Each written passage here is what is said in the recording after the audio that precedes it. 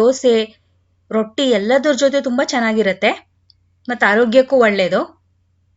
ಮ್ಯಾಥ್ಸ್ಗೆ ಸಂಬಂಧಪಟ್ಟಂಗೆ ನಂದು 2 ಚಾನಲ್ ಇದೆ, ಒಂದು ಕನ್ನಡದಲ್ಲಿ ಮತ್ತೊಂದು ಇಂಗ್ಲೀಷ್ನಲ್ಲಿ. ಲಿಂಕನ್ನು ಡಿಸ್ಕ್ರಿಪ್ಷನ್ ಬಾಕ್ಸ್ನಲ್ಲಿ ಹಾಕಿರ್ತೀನಿ. ನಿಮ್ಮಲ್ಲಿ ಯಾರಾದರೂ ವಿದ್ಯಾರ್ಥಿಗಳಿದ್ರೆ ಉಪಯೋಗ ಆಗಬಹುದು, ಒಂದ್ಸಲ ಚೆಕ್ ಮಾಡಿ. ಒಂದು ಕುಕ್ಕರ್ಗೆ ನೆನೆಸಿದ ಬಟಾಣಿ, ನೀವು ಹಸಿ ಬಟಾಣಿ ಯಾರು ತಗೊಳ್ಳಿ, 1 ಬಟ್ಲು, 1 ಆಲೂಗಡ್ಡೆ ಸಣ್ಣದಾಗಿ ಹೆಚ್ಕೊಂಡಿರೋದು, ಸೀಮೆ ಬದನೆಕಾಯಿ 1, ಹುರುಳಿಕಾಯಿ 1.5 ಇಂದ 2 ಬಟ್ಲು ತಗೊಂಡಿದ್ದೀನಿ, 1 ಕ್ಯಾರೆಟ್. ಬೇಯಕ್ಕೆ ಎಷ್ಟು ಬೇಕೋ ಅಷ್ಟು ನೀರು ಮತ್ತೆ ಉಪ್ಪು ಹಾಕೊಂಡು ಬೇಯಿಸ್ಕೊಳ್ಳೋಣ. 2 ವಿಸಲ್ ಕೂಗಿಸ್ಕೊಂತೀನಿ ನಾನು.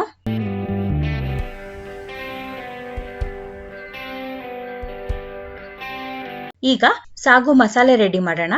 2 ಚಮಚ ಹುರ್ಗಡ್ಲೆ, 2 ಲವಂಗ, ಹಸಿಮೆಣಸಿನ್ಕಾಯಿ, ಬೆಚ್ಚಗೆ ಮಾಡ್ಕೊಂಡಿರುವಂಥ ಗಸಗಸೆ 1 ಚಮಚ, ಶುಂಠಿ,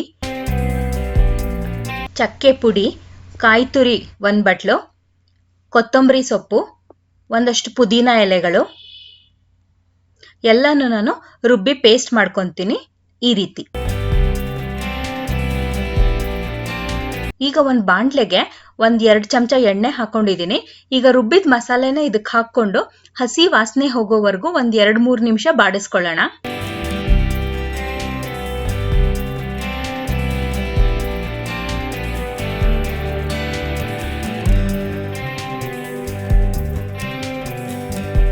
ಈಗ ಇದಕ್ಕೆ ಬೇಯಿಸಿಟ್ಕೊಂಡಿದ್ದ ತರಕಾರಿಗಳನ್ನೆಲ್ಲ ಹಾಕೊಳ್ಳೋಣ.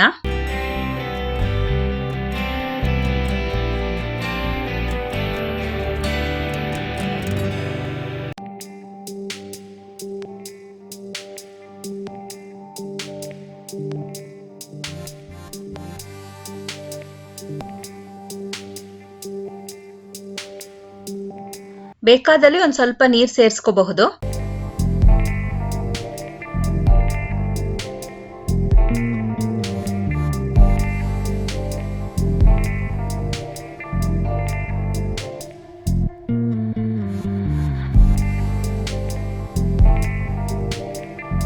ಈಗ ರುಚಿಗೆ ಉಪ್ಪು ಹಾಕೋತೀನಿ. ಅದೆಷ್ಟು ಗಟ್ಟಿ ಬೇಕೋ ಅಷ್ಟು ನೋಡ್ಕೊಂಡು ನೀರು ಸೇರಿಸ್ಕೊಳ್ಳಿ.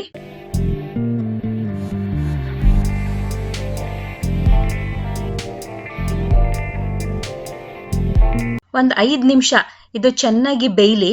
ಯಾಕೆ ಅಂದ್ರೆ ಮಸಾಲೆ ಮತ್ತೆ ತರಕಾರಿಗಳೆಲ್ಲ ಹೊಂದ್ಕೋಬೇಕು.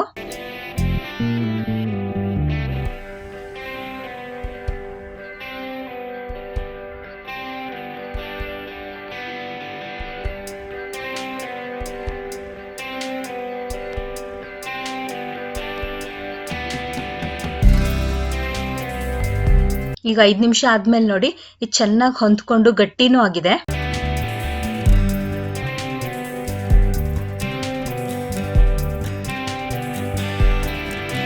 ನಮ್ಮ ತರಕಾರಿಗಳ ಸಾಗು ರೆಡಿ ಆಗಿದೆ.